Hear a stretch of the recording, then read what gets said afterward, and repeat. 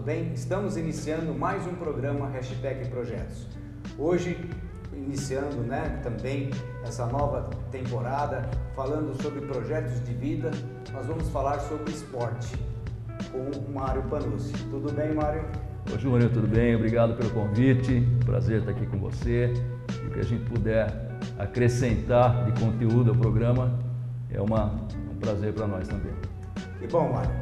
Hoje nós vamos falar sobre, principalmente, diversas modalidades de esporte, para que é o esporte, os benefícios que ele nos traz. E primeiro a gente quer saber aqui um pouco sobre você, Mário. Você tem uma vida dedicada ao esporte, né? Você tem uma formação de educador físico. Como é que você começou?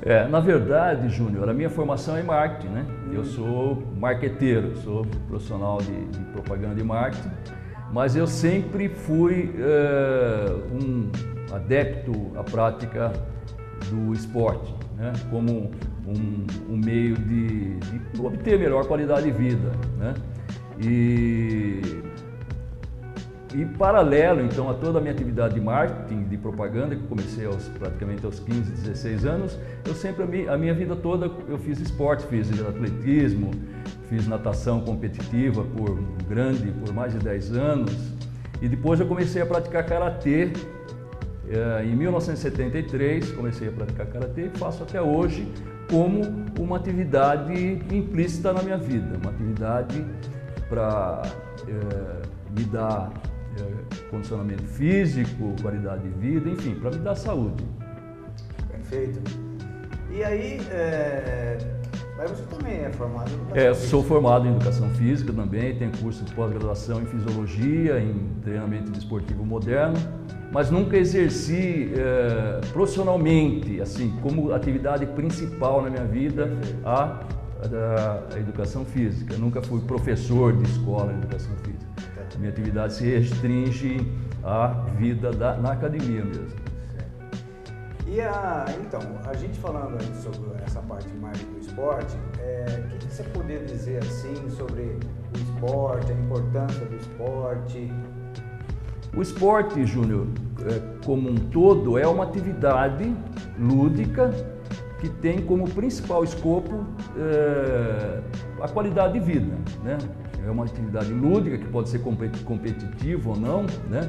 Pode ser física ou não, você pode jogar xadrez, que é uma atividade, não é bem uma atividade física, mas é um esporte, né? E, enfim, o esporte ele é uma atividade física ou não, lúdica, que tem como escopo principal dar melhor qualidade de vida, dar saúde física e mental ao praticante. E a gente sabe que dentro do esporte, claro, tem, como você falou, várias modalidades que utilizam tanto a mente como o corpo e também o espírito. E você acha que, como é que está essa preparação para as Olimpíadas? A gente sabe que o Karatê está fazendo pela primeira vez, parte da Olimpíada. Júnior, o esporte de alto rendimento, aquele esporte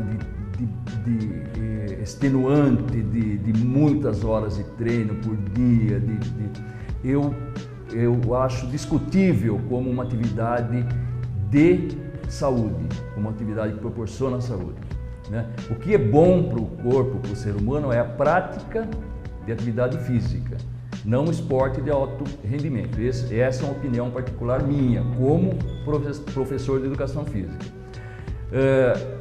A prática, então, exemplificando, a prática do karatê, por exemplo, né? Por isso que eu digo que eu dou aula de karatê, eu pratico karatê e não treino karatê. O treino do karatê é um treino extenuante, visando principalmente a competição, né? Eu acho saudável, eu acho que quem gosta de competir, na minha academia tem gente que compete também, né? E eu acho interessante. Só que o ser humano, o praticante, ele deve respeitar os seus limites, né? E os limites do seu corpo, não agredir o seu corpo, para que você tenha efetivamente longevidade, qualidade de vida na terceira idade principalmente, que você chegue à terceira idade, a 70 até 80 anos ou mais, com qualidade de vida, com uma reserva, com uma poupança daquilo que você fez. E não gastar tudo como atividade física de alto rendimento na sua juventude, que pode deixar sequelas, bem claramente pode deixar sequelas para depois numa idade mais adulta. É isso mesmo, Mário. Eu sou aluno do Mário e a gente aprende muito lá e sabe que realmente lá a competição, na verdade, na vida é conosco mesmo. A cada dia a gente vai melhorar, a gente vai se superar e nós vamos ser melhor a cada dia. Isso eu aprendi com o Mário e levo para a vida toda. E é interessante, né, Mário, que isso que a gente aprende no Karatê, que tem uma filosofia, que vem da filosofia oriental, que a gente traz de séculos atrás, até hoje como realidade, e a gente leva para o nosso dia a dia. Como você é de marketing, eu sou engenheiro, a gente leva isso para o nosso dia a dia. Eu vejo uma estreita relação entre a atividade do dia a dia, por exemplo, a atividade do marketing e a atividade do Karatê, por exemplo, né? A prática do Karatê com a atividade do marketing. O marketing, na verdade, é um conjunto de técnicas, de ferramentas para você atingir um objetivo para a sua empresa, ou até mesmo pessoal. No caso da empresa, para a empresa ter uma saúde financeira, para ter uma saúde, para ter um bom relacionamento no mercado, enfim, para ter uma performance e uma longevidade.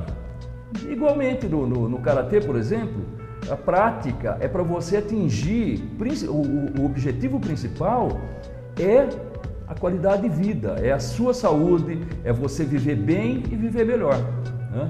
Então eu vejo uma estreita relação entre o marketing e o Karatê, por exemplo, né? Como outras atividades de vida, né? No marketing, por exemplo, você observa, né? Você planeja, você observa, depois planeja, depois executa. No Karatê é a mesma coisa. Uma luta de Karatê você observa, depois planeja e depois executa. É igual. E em todas as atividades da vida deve ser assim, né? Você observar primeiro, planejar para depois executar, né? É isso mesmo, Mário, é isso mesmo. A gente aprende lá e realmente aprende para toda, não só para o marketing, para a engenharia, eu acho que para todas as profissões, né? É um ensinamento realmente de vida, de prática, que nos traz sucesso, né?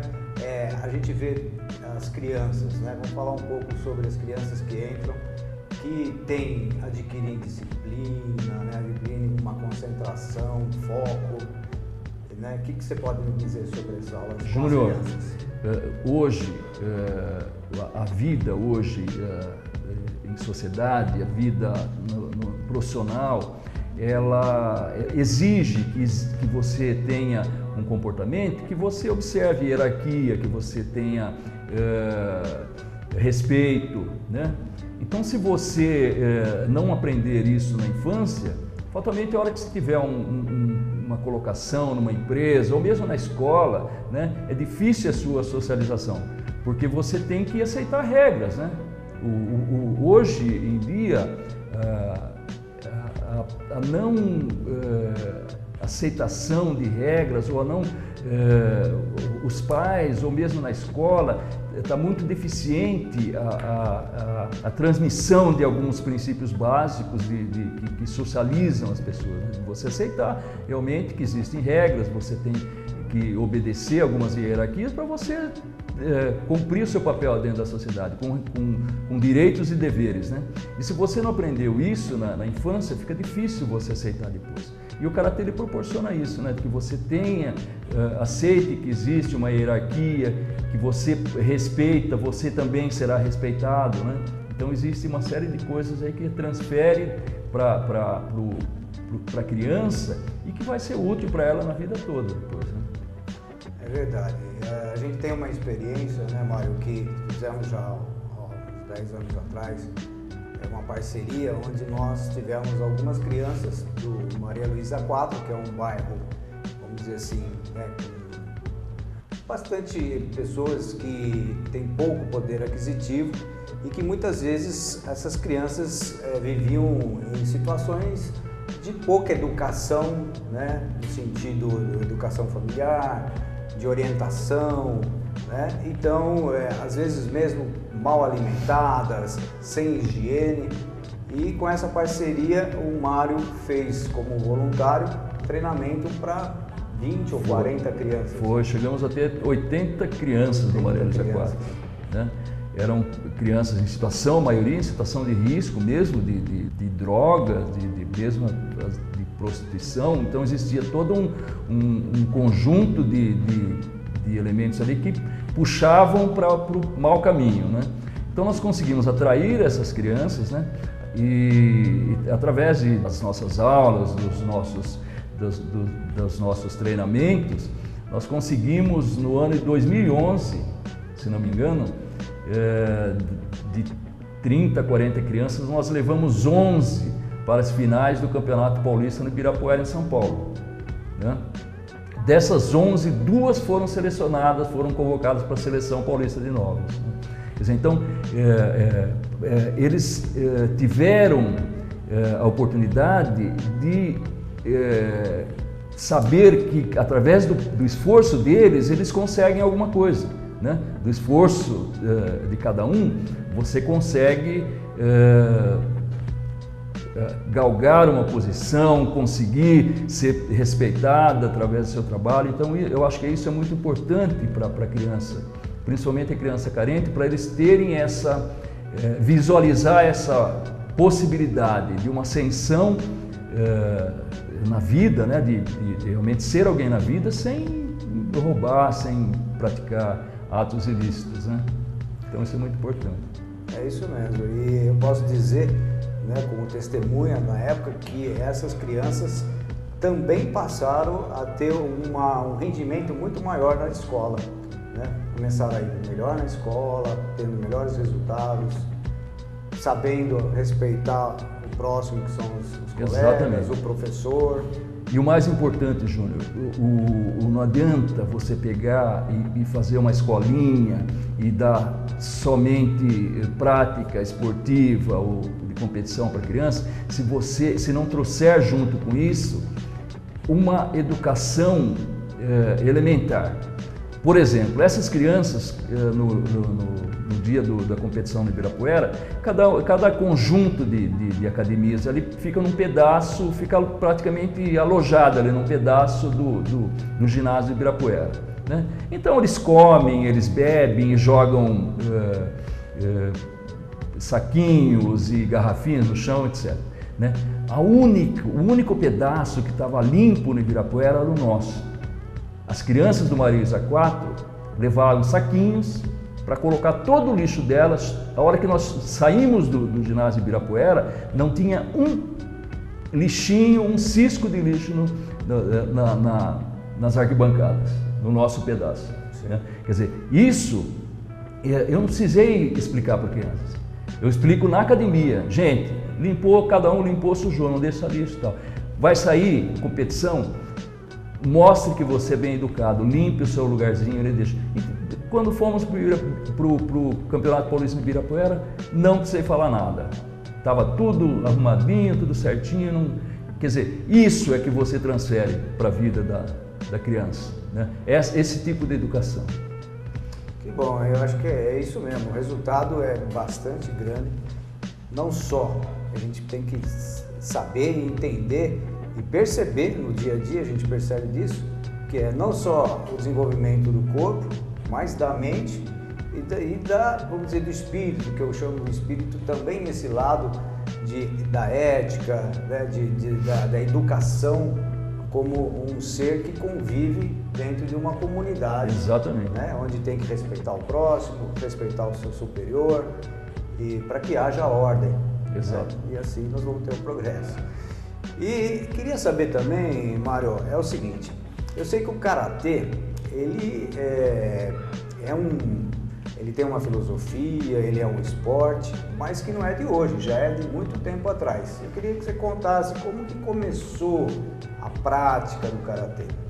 Júnior, o karatê, a origem do karatê, a origem histórica do karatê é na Índia, né? Por volta do século V, século VI, tinha um monge, ou era indiano, ou era singalês, se chamava Bodhidharma. Esse monge ele foi para a China, né? E os monges chineses, eles passavam o dia todo meditando, orando, né? E eles careciam de uma atividade física. E esse Bodhidharma, esse monge, né, budista, ele começou a ensinar, adicionar uma prática de atividade física para esses monges. E a prática dessa atividade física continha uma luta, continha uma defesa, até defesa, pessoal, ataque, exatamente, que é o pré-histórico do karatê, né? Aí depois esses monges que eram num mosteiro lá, esses monges eram Shaolins, né? Aí deu origem ao Kung Fu Shaolin, né? O estilo de Kung Fu lá Shaolin, que é até hoje existe essa prática no mundo todo. Daí para o Japão, aí com aquelas guerras e intercâmbios militares ali entre o Japão e China e vice-versa, e aquelas ilhas, né, periféricas do Japão ali, Okinawa, Shuri, Tomari, né? Então houve muito intercâmbio desses monges nessas ilhas aí, né? Aí começaram a praticar, essa luta aí que era praticada na China, começou a praticar nessas vilarejos, nessas ilhas adjacentes ao Japão ali, né? Que pertencem ao Japão também, mas são ilhas menores ali, né? Então o pessoal de Okinawa, por exemplo, eles denominavam aquela luta de Okinawa-te, que em japonês quer dizer mãos, né? Quer dizer mãos de Okinawa, né? As mãos de Okinawa, Okinawa-te. O pessoal de Shuri, então chamava as mãos de Shuri, Shuri-te. O pessoal de Nara, né, chamava de Nara-te, né? Então existiam, diferenciavam ali, era igual telefone sem fio, né? Você passa uma informação, né? A escrita no Japão é muito recente, né? A imprensa no Japão, a forma de escrever, era tudo transmitido de orelha, né? De boca para orelha, de pai para filho, de avô e tal. Então existia essa mudança, então a fonte era a mesma, só que esse aqui mudou um pouquinho aqui, aquele mudou um pouquinho ali e tal, esse aqui é um pouquinho mais baixo, esse mais alto, esse aqui, essa defesa é mais forte, esse aqui é mais com uma esquiva. Então teve essa mudança de escolas, como hoje existe no voleibol, né? O voleibol moderno tem a escola europeia de voleibol, tem a escola asiática de voleibol, tem até hoje tem a escola brasileira de voleibol, né? Que é uma característica de jogo de voleibol do Brasil. Mas todos eles são o mesmo esporte, né? Como no karatê, todos eles são o mesmo karatê. Então, com essa proliferação no Japão, o karatê ficou restrito às ilhas ali, né? Não veio para Tóquio, né? Só depois no começo do século XX, né, que o Funakoshi, que era um japonês, um poeta, um cara culto, um cara muito bem posicionado na sociedade japonesa lá, e ele conheceu o karatê, né? Ele era amigo do Jigoro Kano, do judô, amigo do Ueshiba, do Aikido, enfim. Eles tinham um tipo de um grupinho de praticantes de artes marciais ali. E o Funakoshi, ele sintetizou essas lutas aí e colocou o nome de Karatê. Kara é vazias em japonês e te mãos, né? Então Nara-te, mãos de Nara, mãos de Okinawa, mãos de Shuri. Aí ele compilou todo esse método aí de lutas e colocou o nome de Karatê, né? Karatê. Bom, Mário, eu vou pedir, porque nós vamos ter que fazer um intervalo. Opa. Tá? Nós estamos conversando, o papo está muito bom, mas nós precisamos fazer um intervalo e daqui a pouco nós vamos voltar e aí você vai continuar falando. Aí o momento, então, quando surgiu, né, a denominação Karatê e a continuidade disso tudo. Então, até daqui a pouco. Tigocel Celulares. Problemas com o seu celular? A Tigocel tem a solução. Assistência técnica especializada e tudo o que você precisa em acessórios para o seu celular. Se o seu celular der defeito, procure a Tigocel Celulares, na rua Lourenço Prado, 342, no centro de Jaú. Telefone 3626-2130. Campus Prado Projetos e Construções oferece para você os melhores projetos e construções em toda Jaú e região. A Campus Prado cuida de toda a etapa da sua obra, garantindo qualidade e reduzindo custos na execução. E você ainda acompanha passo a passo através de uma tecnologia moderna, evitando gastos desnecessários e atrasos na sua obra. Conheça a qualidade do trabalho desenvolvido pela Campus Prado Engenharia e Arquitetura em Jaú. Rua Edgar Ferraz, 259 no centro, telefone 3602-3050. E aí, tá a fim de dar aquele trato no seu automóvel? Então vá até o Gé Lavacar. O Gé Lavacar faz lavagens simples, lavagens completas, enceramento, polimento manual e cristalização, além de um exclusivo leva e traz para sua maior tranquilidade. Rua Quintino Bocaiúva, 35 no centro. Ligue 99661-1883 ou 99732-3956 e fale com Jefferson ou Noel e deixe o seu carro com quem vai cuidar dele com carinho, como ele merece. Bar do Português. Conheça o melhor happy hour da cidade. Convide os amigos e passe horas agradáveis em um ambiente descontraído e com o melhor chopp, o Chopp Brahma.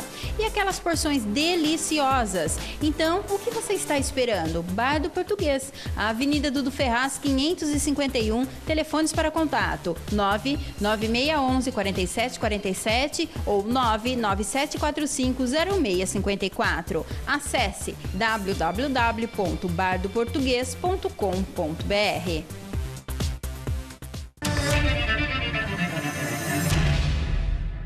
Olá, estamos voltando no nosso programa Hashtag Projetos, na segunda temporada, que é sobre projetos de vida. Hoje falando sobre esportes com o Mário Panucci.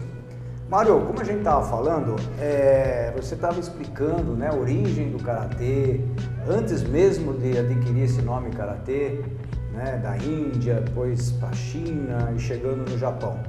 E aí, como é que é depois dessa história, como é que ela continua?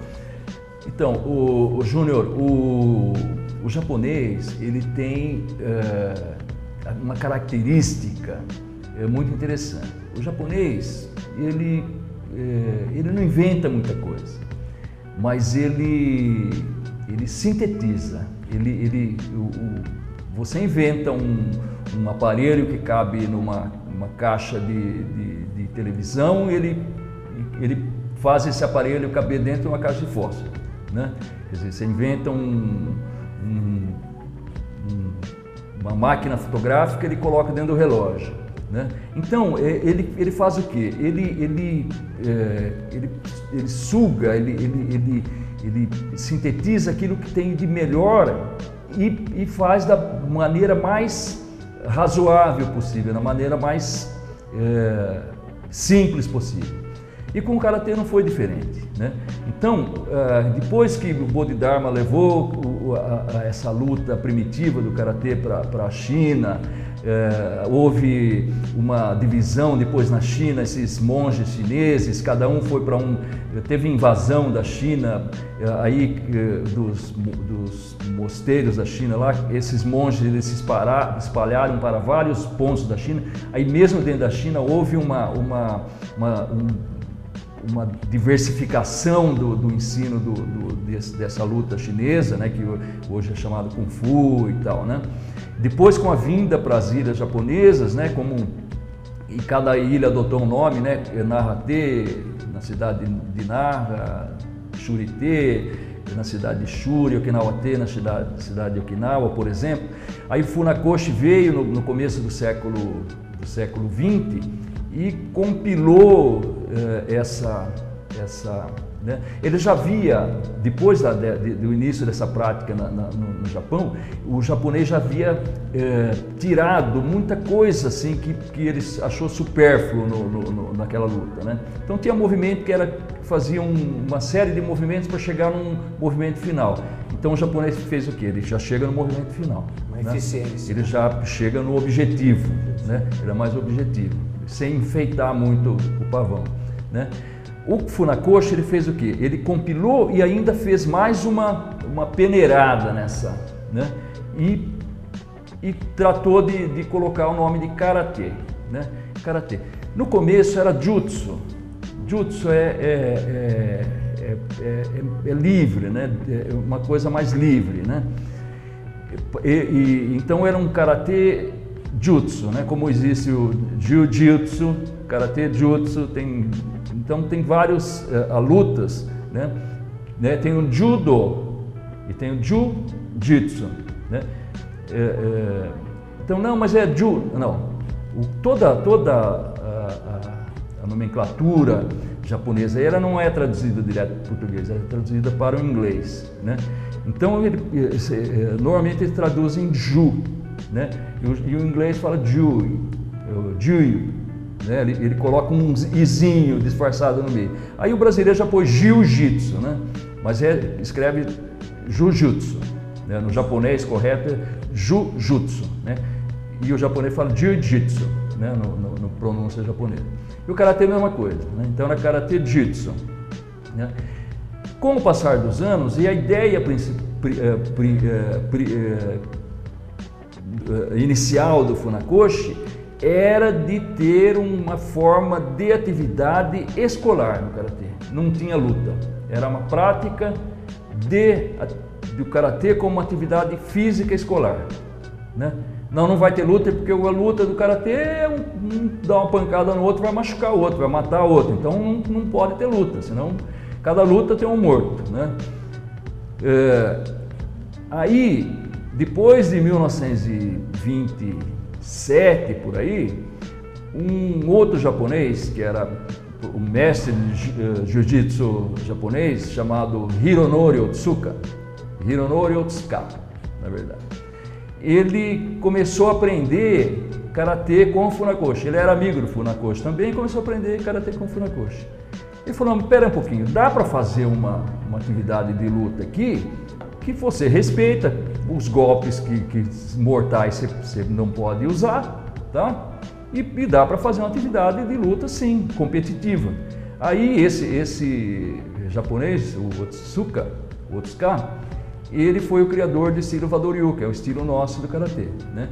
Que foi quem introduziu a luta de Karatê, de competição no Karatê, né? As regras, né? Isso, no começo eram diferentes as regras e tal, né? Hoje, depois mudou tudo e foi se adaptando até chegar hoje nas regras atuais, que foi uma adaptação bem parecida com a regra com a pontuação do judô para chegar nas Olimpíadas, né?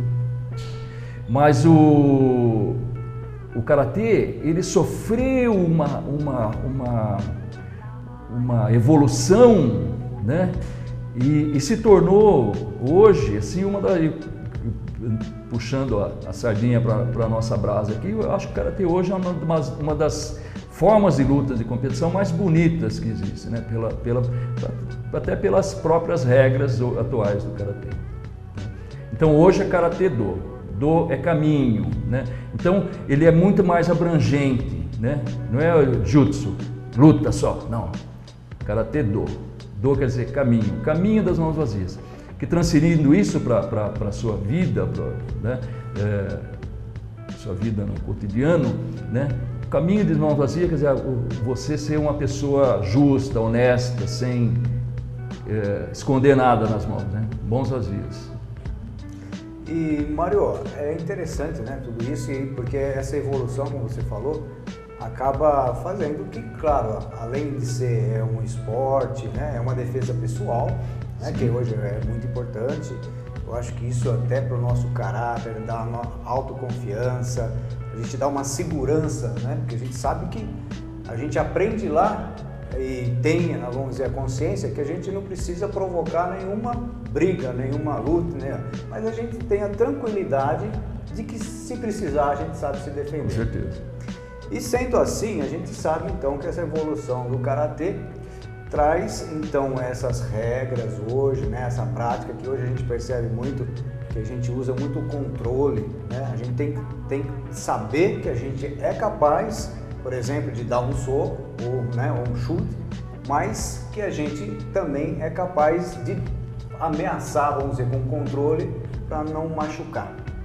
E a regra então, essas regras foram aprimoradas, hoje utiliza luva, né, equipamentos de segurança para tornar um esporte olímpico.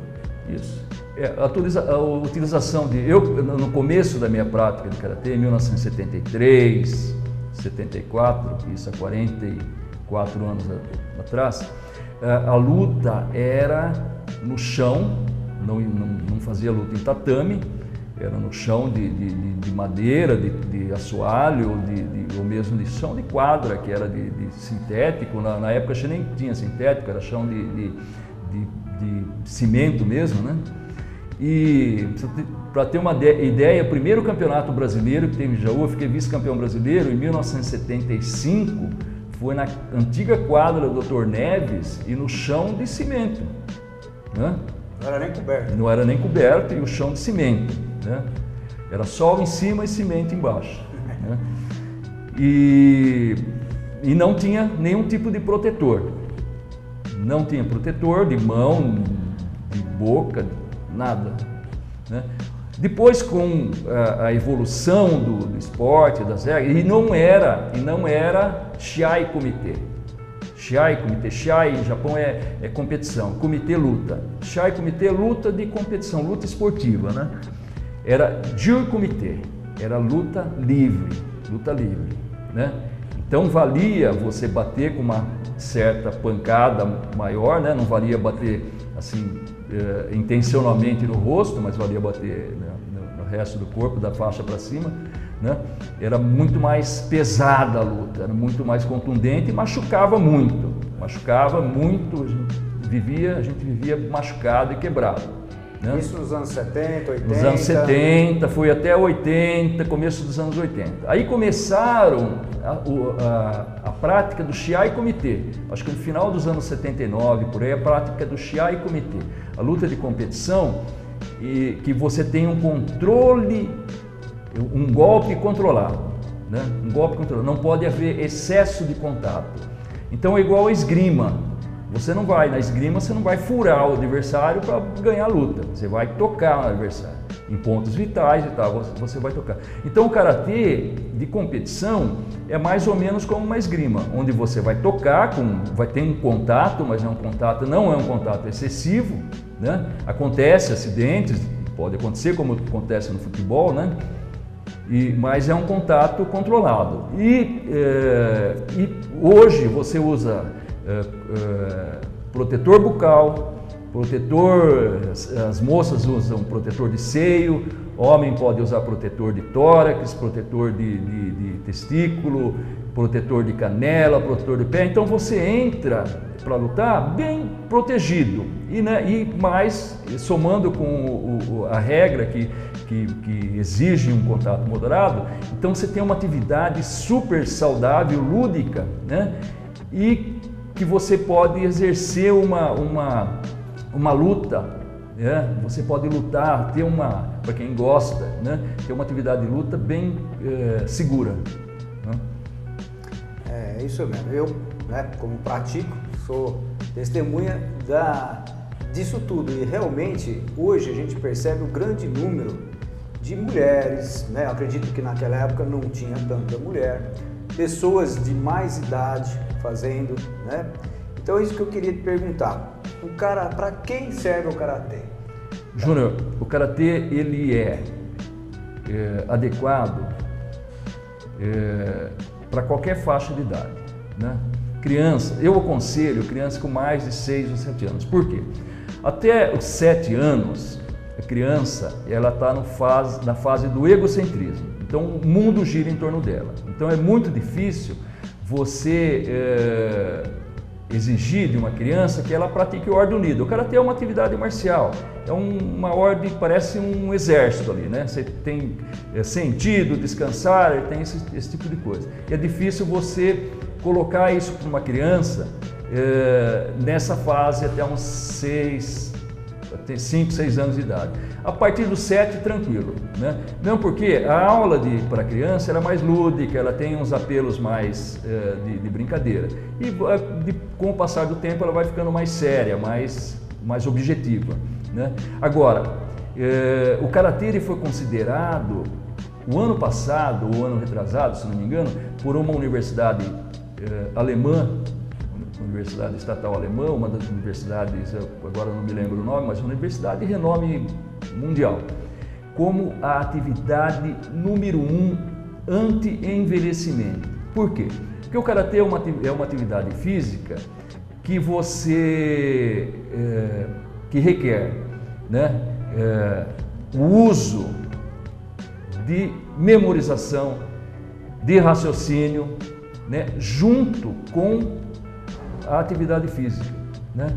Quer dizer, então previne o surgimento do mal de Alzheimer, de Parkinson, né? Doenças cardíacas, doenças degenerativas de osso, por exemplo, né? Então, o karatê ele é adequado para qualquer fase, para qualquer tipo de pessoas, em qualquer fase de idade. É lógico que isso é muito importante. Quando você procura um mecânico, uma oficina para cuidar do seu carro, você quer saber se o cara é especializado, se ele tem conhecimento, se ele sabe o que está acontecendo no seu carro. Infelizmente, o ser humano, e principalmente o brasileiro, para o carro ele paga o mais caro, a peça original, mas para o corpo dele não. Para o corpo dele ele vai procurar o mais baratinho, né? Karatê tem que ter profissional de educação física dando aula. Correto? É isso aí, Mário. Muito bom. Eu acredito que tudo isso é de fundamental informação, né, para realmente as pessoas obterem a qualidade de vida. E nós vamos falar um pouquinho mais sobre qualidade de vida, né, sobre a saúde, longevidade, que é uma coisa também, né, que a gente percebe que cada vez mais nós vamos, né, pelo menos a tecnologia está aí, de viver mais, né? Tem gente que já diz que a nossa geração vai viver 120 anos. Então, nós vamos voltar daqui a pouco falando um pouquinho mais sobre isso. Até daqui a pouco. Seja você também um associado do Sindicato dos Metalúrgicos de Jaú e região. E você vai poder desfrutar de vários serviços oferecidos gratuitamente para todos os associados. Serviços como dentista, advogado, cabeleireiro masculino e feminino, manicure e ainda cursos profissionalizantes de solda, informática, entre outros. E mais, o Sindicato dos Metalúrgicos tem ainda uma bela chácara para os eventos de seus associados. E apartamento na Praia Grande, no litoral paulista. Associe-se você também. Sindicato dos Metalúrgicos de Jaú e região. Ainda conta com subsede em Brotas e Barra Bonita. Sindicato dos Metalúrgicos. Rua Amaral Gurgel, 140 no centro. Telefone 3622-1318. Brás Madeira é a solução para você efetuar o madeiramento de sua obra com madeira de primeira qualidade e os melhores preços de todo o oeste paulista. Brás Madeira, onde você encontra madeiras em geral, portas, portões, batentes, assoalho, tacos, ferro, lasca, porteira, coxo, o que você precisar em madeira, Brás Madeira tem, pelo melhor preço.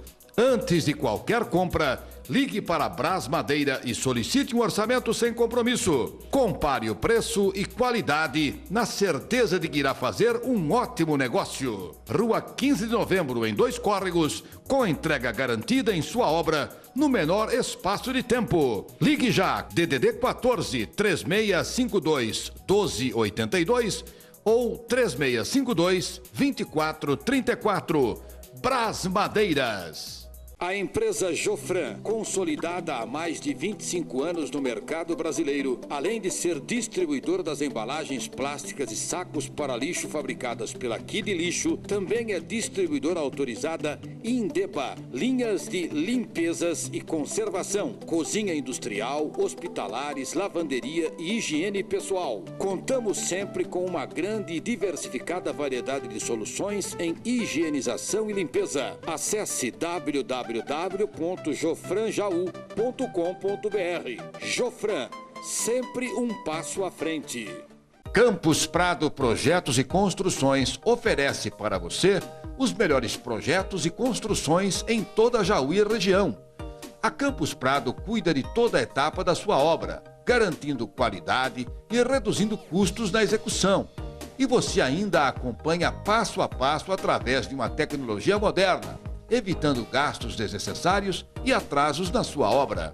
Conheça a qualidade do trabalho desenvolvido pela Campus Prado Engenharia e Arquitetura em Jaú. Rua Edgar Ferraz 259 no centro, telefone 3602-3050.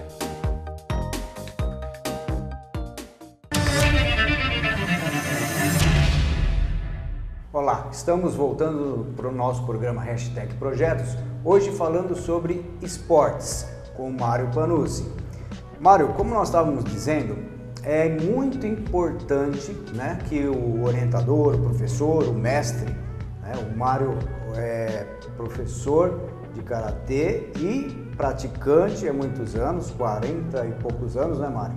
44 anos. 44 anos e também está no 5º para o 6º Dan, e isso demonstra um conhecimento, né, uma capacidade. E por que, além disso, claro, para você chegar nesse ponto, esse conhecimento e a necessidade dessa pessoa ser um professor de educação física? Júnior, hoje existe uma polêmica muito grande acerca desse assunto. Né? Por que tem que ser professor de educação física? Simples. A matéria-prima, a sua matéria-prima, o que você vai trabalhar é o corpo humano. Então, além das técnicas de karatê, você tem que saber o que acontece no corpo humano a hora que você está dando uma atividade física para o seu aluno, em qualquer idade. O que acontece numa criança de 7, 8 anos, de 9, de 10 anos, no fígado dessa criança, quando você dá esse tipo de atividade? O que acontece no coração dele, no pulmão, no rim? Né? O que acontece nas articulações? O que acontece nos órgãos internos é fisiologia do exercício. Tem que saber que toda atividade física, ela vai queimar oxigênio, vai queimar o combustível, vai resultar numa fumaça, que é o ácido lático, que vai ser transformado em gás carbônico no pulmão. Quer dizer, qual o nível de atividade que é própria para essa criança, que é adequado para essa criança? Qual o nível de atividade que é adequado para esse cara que está gordo, que está acima do peso, aquela que está magrinha? Qual que é o nível de atividade para o idoso? O que o idoso pode fazer? O que acontece na articulação dele? Você entende de cinesiologia? Tem que saber o que está acontecendo na articulação dele. Eu mesmo tenho problema de joelho, hoje tenho problemas de joelho que eu poderia não ter. Se eu tivesse conhecimento aos meus 16, 17 anos, se eu tivesse conhecimento de cinesiologia, eu não teria problema de joelho hoje, né? Eu não estaria sofrendo com problema de artrose precoce, esse tipo de coisa, né? Quer dizer, eu consigo hoje ter uma qualidade de vida boa porque eu pratico, porque eu não deixo esse problema, essa dificuldade me atrapalhar, né? Eu mantenho, faço a manutenção do meu corpo, né? Então, precisa fazer uma faculdade de educação física? Seria o ideal. Agora, se não teve condição de fazer faculdade de educação física, você é de outra área de atividade, enfim, profissional, estude. Você tem que saber o que está acontecendo com o corpo humano para você dar uma aula de karatê. Você tem que saber o que está acontecendo no corpo humano para você dar uma aula de futebol, de vôlei, né? Então, em vários esportes, né, é exigido que o profissional, que o professor, que o técnico seja graduado em educação física, né? No karatê era obrigatório, depois houve uma liminar, enfim, aí caiu essa obrigatoriedade.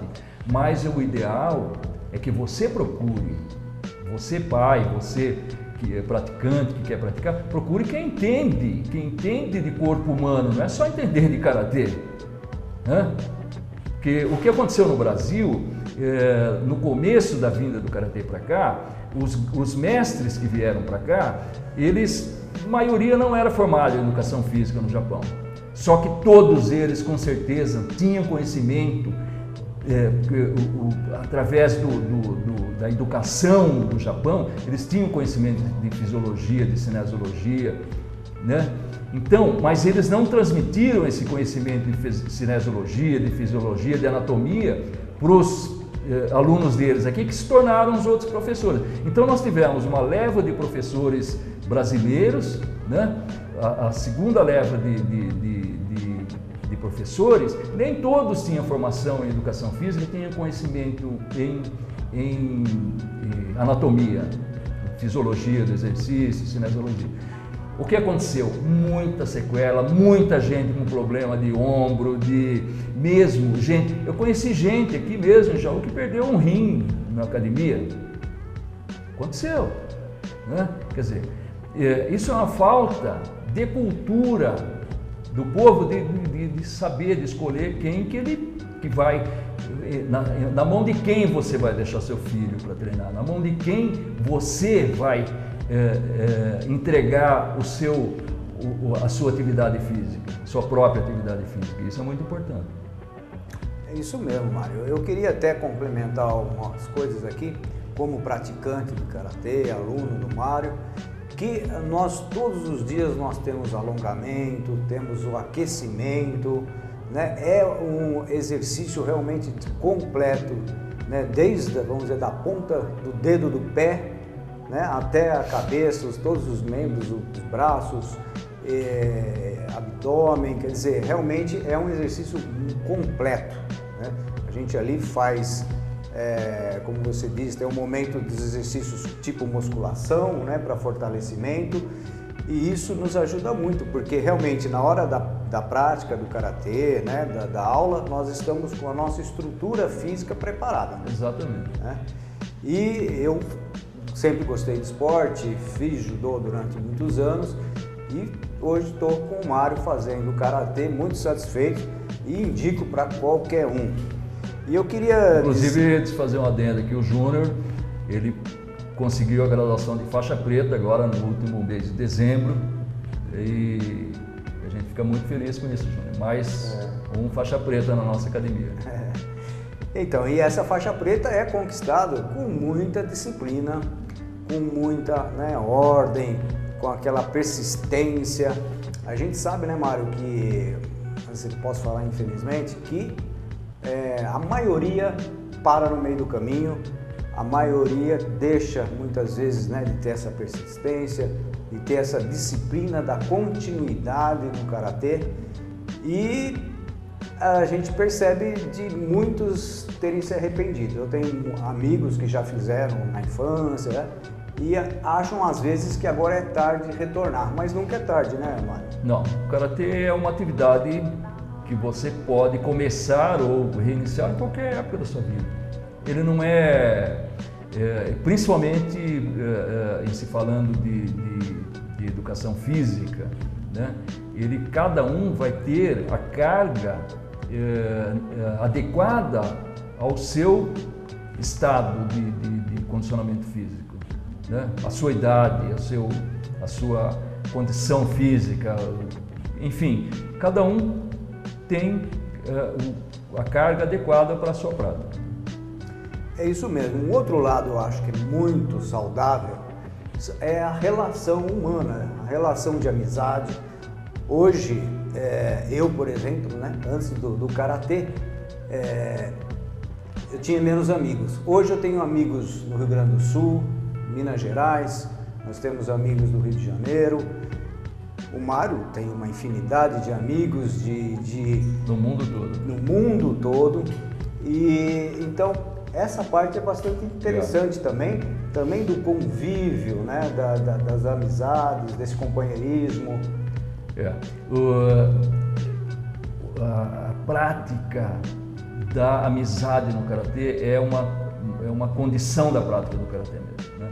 Você vê agora em março, todo mês de março, uma vez por ano, nós nos reunimos numa fazenda aqui em Ibiúna, São Roque, com praticantes do nosso Karatê Wado-Ryu, Wadokai, do Brasil todo, né? Eu pertenço à organização Wadokai desde 1999, né? Antes eu pertencia a outra organização, mas todos os anos a gente se encontra nesse Gasku. Gasku quer dizer, em japonês, quer dizer reunião, confraternização. Então nós ficamos 3 dias treinando, conversando e alimentando a nossa amizade e fazendo novos amigos a cada ano. É uma coisa muito legal. E realmente vocês podem ver que é um lugar onde a gente realmente faz um retiro, né, tanto espiritual como para o corpo e para a mente também, com todas essas amizades. E é gostoso por causa desse encontro, que é o momento, entre outros, né, porque às vezes a gente participa também de alguns campeonatos, demonstrações, onde a gente também tem alguns encontros, mas esse encontro, né, de São Roque é um encontro muito bacana, porque ali, né, Mário, a gente percebe que é onde nosso estilo, o Wado, ele se encontra também para padronizar, né, para o mesmo, por exemplo, o professor que está lá no Rio Grande do Sul ensinar os seus alunos da mesma forma que o do Rio Grande do Norte. É para padronizar, a padronização do estilo, para que todo mundo fale a mesma língua, ensine as mesmas coisas, da forma como é ensinado no nosso quartel-general no Japão, lá no nosso Honbu Dojo no Japão, né? Então isso é muito importante, porque você evolui, né? O Karatê não é uma atividade estagnada, ela está em constante evolução. Então, para acompanhar essa evolução, é importante que tenha esse encontro anual que proporciona essa padronização de estilo e essa passagem de novas técnicas, enfim, de ter uma padronização maior. É importante dizer também que nós temos o nosso mestre maior, né, que é o mestre Buio. E ele é uma pessoa que realmente já vem há muito tempo, né, com a liderança da Wado. E o que você podia falar um pouco do Buio? Shizu Buio, ele é um engenheiro agrônomo formado na Universidade de Tokyo Nodai. Ele veio para o Brasil na década de, acho que começo de 60, ou talvez até final da década de 50, e fundou aqui uma organização chamada Wadokai. Wadokai, que é a organização, ele foi aluno do fundador do estilo, do Otsuka, né, no Japão, e trouxe para cá o estilo, né? Hoje o Shihami Shizu Buio é o 8º dan, né, e é o nosso baluarte, nossa viga mestra, né? Está com 77 anos, saúde invejável e assim um exemplo de conduta e de o que o Karatê mesmo pode proporcionar na vida das pessoas. Verdade. E o Buio é um exemplo, né, de uma pessoa onde a aparência dele não demonstra a idade que tem, né, da tranquilidade também que ele tem, né, aquela forma segura, né, tranquila e saudável, né, que é realmente um exemplo que a gente tem a seguir. Exatamente. E Mário, falando disso tudo, então a gente sabe que o esporte, de forma geral, nos traz isso, como você falou, de forma moderada.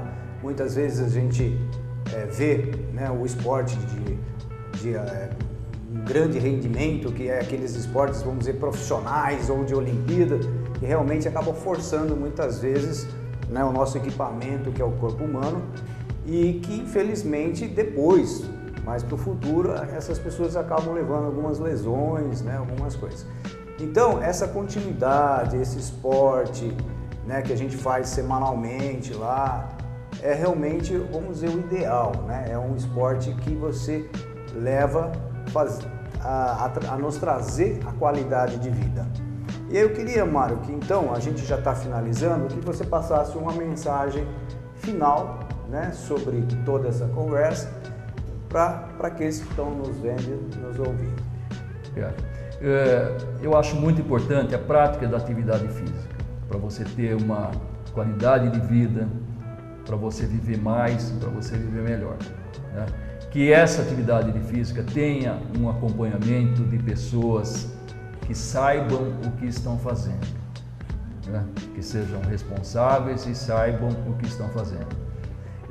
O nosso corpo, ele não pode ser entregue a qualquer um que não saiba, que não tenha uma experiência, que não tenha um conteúdo de conhecimento, né?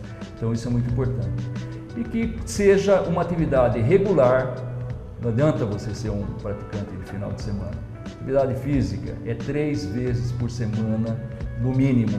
E outra coisa, descanso faz parte da atividade. Então, atividade física, descanso, atividade física, descanso, atividade física, descanso, né?